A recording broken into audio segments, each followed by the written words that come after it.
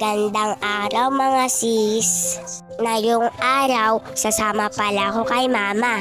Punta pala kami dito mga sis sa Malolos Capitol. Buti naman sinama ko na yun ni mama mga sis. Ayan pala mga sis, dala-dala ni mama ang paninda niya. Nandito pala kami sa mini forest. Ang presko dito mga sis. Ayan, sinusuklahin ako ni mama kasi tatalian niya na ako ng buhok. Pagdating namin, nandito na pala mga kaklase niya. Tama-tama mga sis, nakakain ako sa dala nilang pagkain.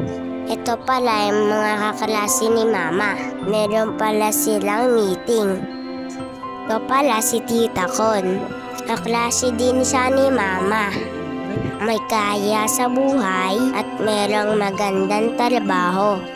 Pero mas pinili pa rin niya makapagtapos ng pag-aaral. Katapos nila mag-meeting mga sis, nag-practice naman sila ng kanta at sayaw.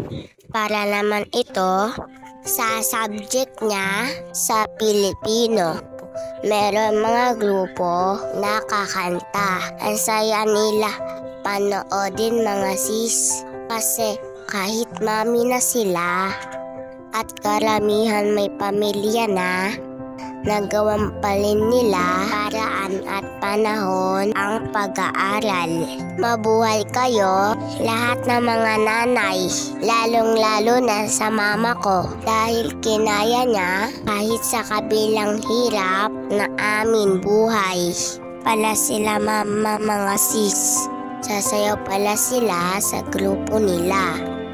Ayan mga siso, pakending-kending pa si mama. Kain muna ako mga sis, nagugutom ako eh. Ako'y napagod sa ginawa nila.